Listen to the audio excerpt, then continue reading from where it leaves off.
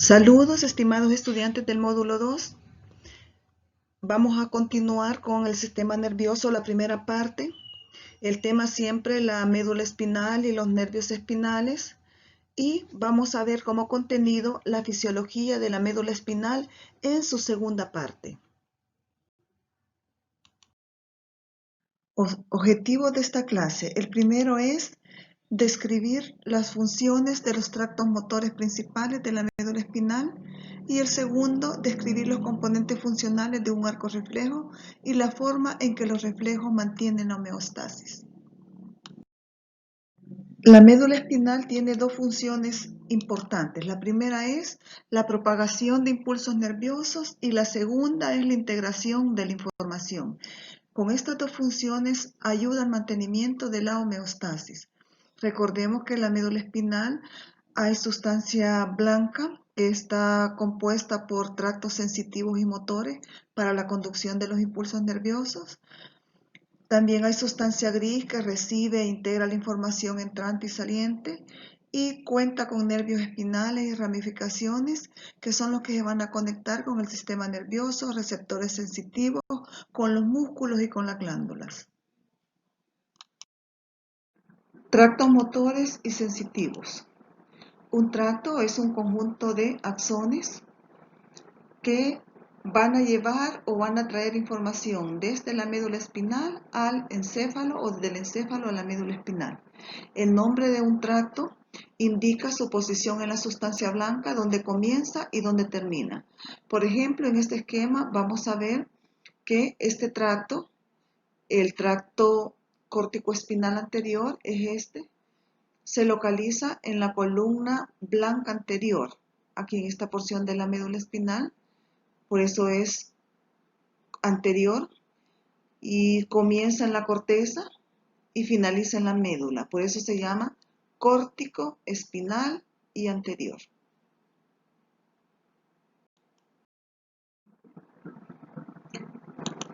En este esquema podemos observar un corte transversal de médula espinal. Y aquí están los tractos que vamos a estudiar en esta clase. De color azul están los tractos sensitivos, es decir, lo que llevan información desde la médula al sistema nervioso. Y vamos a estudiar los de la columna posterior, que son dos, el fascículo grácil y el cuneiforme. También está el tracto espinocerebeloso anterior, el tracto espinocerebeloso posterior y el tracto espinotalámico. Estos son sensitivos.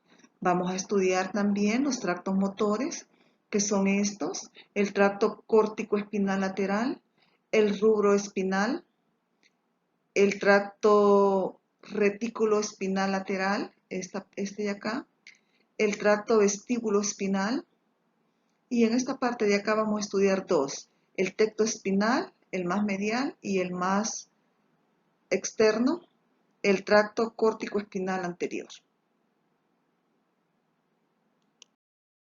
Los tractos sensitivos. Estos tractos, sus impulsos nerviosos, los van a transmitir desde los receptores sensitivos y se van a propagar por la médula espinal hacia el encéfalo por dos caminos principales o dos rutas principales. Uno es los tractos espinotalámicos, que son estos, y los tractos de las columnas posteriores.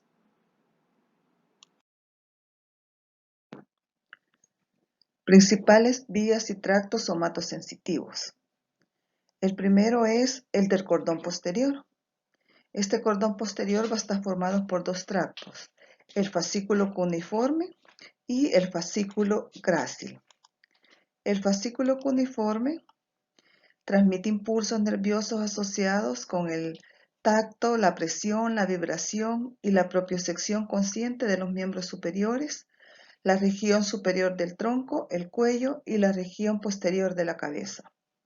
Cuando digo la propiocepción consciente de los miembros superiores, me refiero a que sin estar viendo sus miembros superiores, sus brazos, sus manos, se puede describir exactamente la posición en que tenemos, por ejemplo, los dedos, si están flexionados, si están extendidos, si están relajados, etc. El segundo fascículo es el grácil. Este transmite impulsos nerviosos asociados también con el tacto, la presión, la vibración, pero a diferencia del cuneiforme, el grácil transmite estos impulsos recibidos pues de los miembros inferiores y de la región inferior del tronco. Vamos a observar en un corte transversal de médula cómo están ubicados los cordones posteriores. El fascículo grácil está más medial y el cuneiforme está más lateral. En un corte en una fotografía donde se observa la parte longitudinal de la médula espinal de una vista posterior e inferior, se va a observar que el fascículo grácil, como lo miramos acá en posición más medial, es el que está justo inmediato al surco medio posterior de la médula espinal, y el fascículo cuneiforme es el que está más lateral al fascículo grácil. ¿Cómo fluye la información en estos tractos? La primera neurona de primer orden, así se llama, recibe la información ya sea de los miembros superiores, de los miembros inferiores o del tronco, y va a llevar ese estímulo sensitivo hacia la médula espinal, y la misma neurona asciende hacia el bulbo raquídeo. Aquí hace una sinapsis con una neurona de segundo orden, que es esta, pero si ustedes observan de acá, ha decusado al otro lado. Quiere decir que cruzó del lado donde iba a haber la información y luego sigue ascendiendo y va a llegar a hacer otra sinapsis con otra neurona de tercer orden, que es esta, y esta neurona de tercer orden aquí en el tálamo va a llevar la información a que se procese en el área de la corteza somatosensitiva, que es acá. Luego ella la va a procesar y va a dar algún tipo de información que ya va a regresar de nuevo hacia el músculo o a cualquier parte de estos miembros superiores, inferiores o cuello, pero ya no va a ser a través de este tracto, sino que cuando ya estemos hablando de los tractos motores.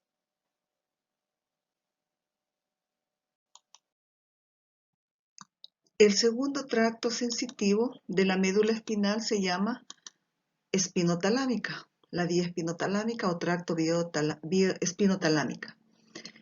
Este tracto son estos de acá, los grupos de axones que van a llevar información desde la médula espinal hasta el tálamo.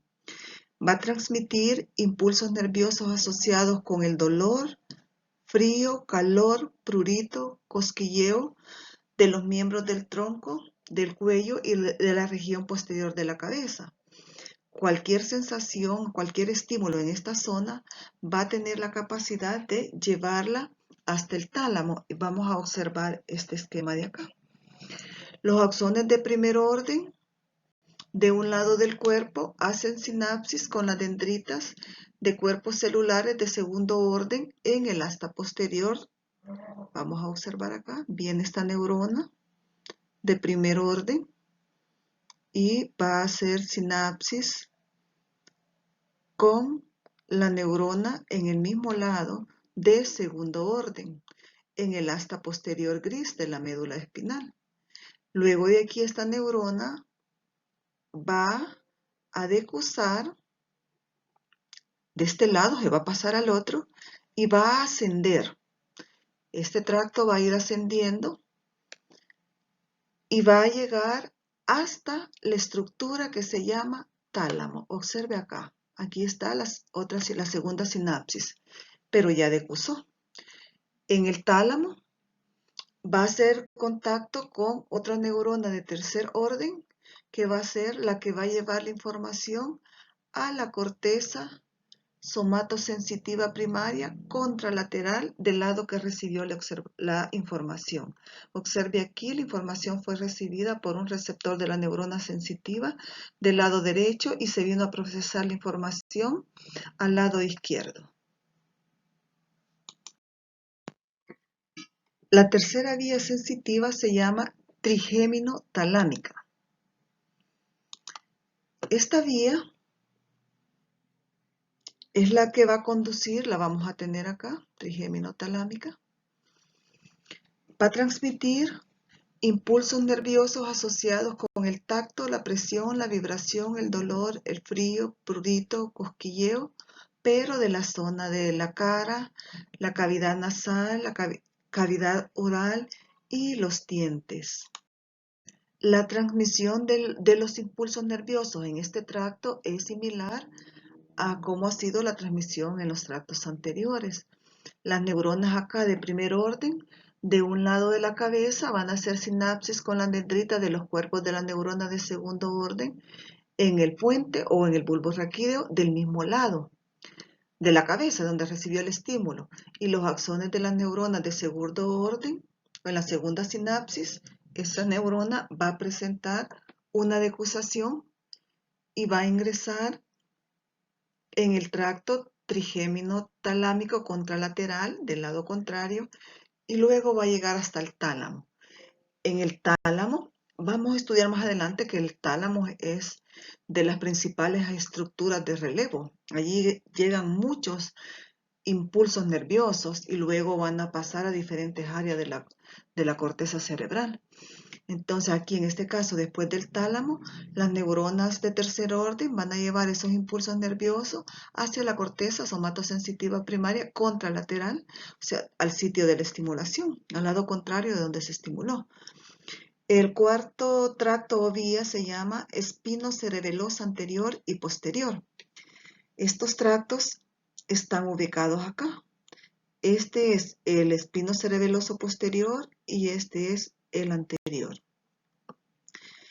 Estos transmiten impulsos nerviosos de los propioceptores del tronco y del miembro inferior de un lado del cuerpo al mismo lado del cerebelo.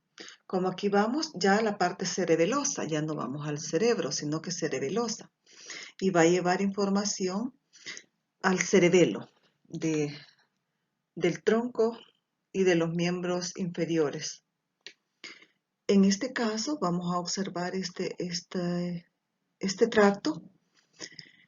Se transmite impulsos nerviosos con la primer neurona, va a informar al cerebelo sobre los movimientos reales y va a ir subiendo la información. Viene la primer neurona acá y luego hace sinapsis y lleva la información. Pero ya no la va pasando por todas las estructuras del tallo cerebral, pero no la lleva a la corteza cerebral, sino que la lleva a la corteza del cerebelo, es decir, a la corteza cerebelosa. Este tracto le permite coordinar, suavizar y refinar los movimientos de precisión y de mantener la postura y el equilibrio. Esa es la información que lleva ese tracto, para que la corteza cerebelosa pueda mandar información precisa que permita coordinar, como por ejemplo escribir detenidamente, hacer una letra bonita, todo eso de precisión, el bordar, el hacer dibujos con puntos, todo eso tiene que ver con la precisión. Y por ejemplo, si usted va a pasar, caminar sobre un tubo delgado, ahí va la coordinación. Parte de este tracto colabora o funciona llevando información sensitiva para que sea procesada en la corteza cerebelosa y luego vamos a ver que a través de la información motora nos va a dar movimientos precisos y coordinados. Ahora vamos a explicar los tractos motores, es decir, la información que viene ya de la corteza cerebral descendiendo por la médula espinal hacia los órganos efectores. Entonces, estos tractos, como dice la eferencia motora hacia los músculos esqueléticos, hay dos tipos de vías descendentes, las vías directas y las vías indirectas. De las vías directas vamos a estudiar los tractos córtico-espinal lateral, córtico-espinal anterior y córtico-vulvar.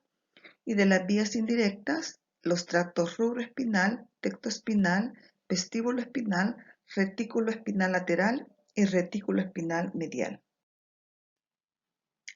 Las vías directas piramidales, pero hoy vamos con las motoras. Vamos a iniciar las vías motoras porque son las que traen ya información de la corteza motora, de esta área de la corteza motora, van a traer información hacia la médula espinal. Todos estos tractos se caracterizan, son vías directas porque todos van a venir desde la corteza motora, desde esta área que está sombreada acá. Son tres tractos los que van a transmitir impulsos nerviosos de la corteza motora hacia los músculos esqueléticos. El primer tracto es el córtico lateral. Este tracto córtico lateral lo vamos a observar en este corte de médula, este segmento que está acá, a cada lado de la médula. Trae información desde la corteza motora. Aquí, igual que habíamos estudiado en las neuronas, en los tractos sensitivos, también van a venir pasando por diferentes segmentos de lo que va a ser el tallo cerebral. Van a salir desde lo que es la corteza motora, desde esta área, van a descender haciendo sinapsis con otras neuronas, unas a nivel de bulbo raquídeo, y en esa parte de aquí, el 90% de ellas van a decusar al lado contrario, contralateral a la médula espinal, para ir formando ya ese tracto córtico-espinal lateral. Y luego va a descender y va a hacer sinapsis con neuronas del asta gris, acá del asta gris, del mismo lado, ipsilateral, para luego llevar hasta un músculo esquelético. Los córtico espinal anterior los vamos a ubicar acá. Estos son los córtico espinal anterior. Su función es para movimientos del tronco y los segmentos proximales de los miembros.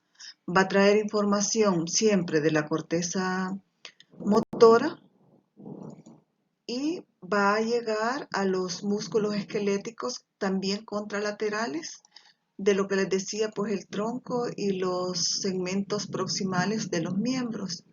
Estos axones van a descender también por la corteza, van a pasar por el bulbo, van a decusar allí y van a llegar hasta el asta gris, siempre de la médula, y allí va a traer información para este tipo de músculos esqueléticos de los miembros inferiores.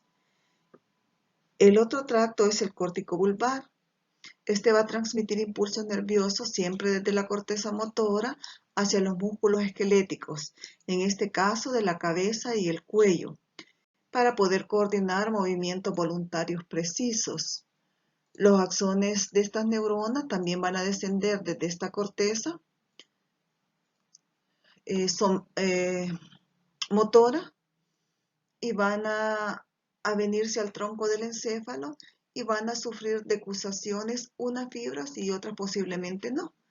Y van a enviar aferencia a las neuronas motoras inferiores de los núcleos de algunos pares craneales que controlan los movimientos voluntarios de lo que son los ojos, la lengua, el cuello, la masticación y la expresión facial. Uno decide qué tipo de gestos hacer muchas veces o la forma como mirar, que tan grande o tan pequeño abre los ojos, uno va controlando estos movimientos. Bueno, pues este tracto córtico bulbar es el encargado de transmitir esa información que viene de la corteza hasta los músculos que están controlando los movimientos de los ojos. Ahora vamos a las vías indirectas, es decir, que no se van a iniciar necesariamente la conducción motora desde la corteza motora, sino que de otros segmentos.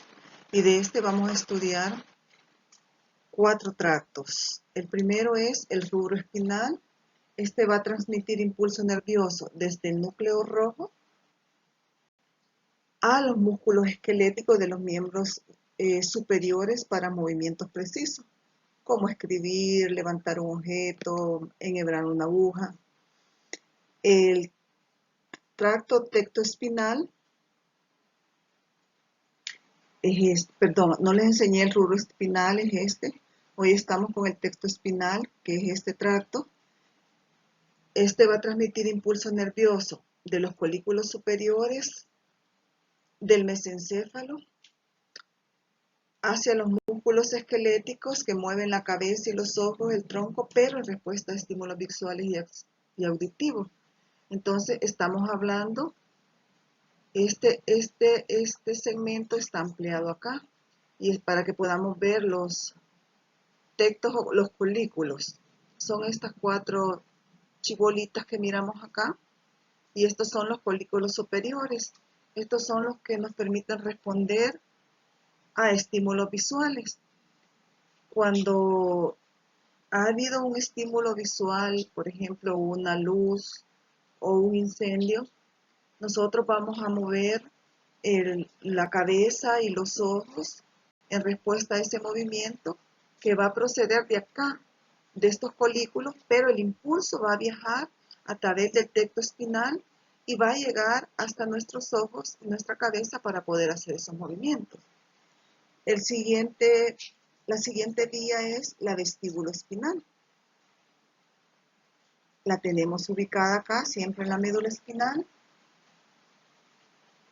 Y esta va a traer información desde el núcleo vestibular a los músculos esqueléticos del tronco.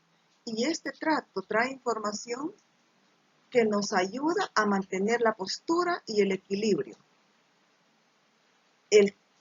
La vía retículo espinal medial y lateral, estamos viendo acá, la medial y esta la lateral. Esta vía trae impulsos nerviosos de la formación reticular. Es una serie de neuronas articuladas ahí que la vamos a ver más adelante. Y le va a traer información hacia el tronco de los miembros y los miembros para poder mantener la postura también y regular el tono muscular. Entonces estos tractos son los que están trayendo ese tipo de información. El vestíbulo espinal y el rubro espinal medial y lateral pues tienen relación con el mantenimiento ambos de la postura corporal.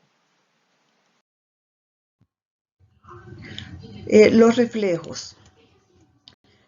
Un reflejo es una secuencia de acciones rápidas, automáticas y no planificadas que aparecen en respuesta a estímulos determinados.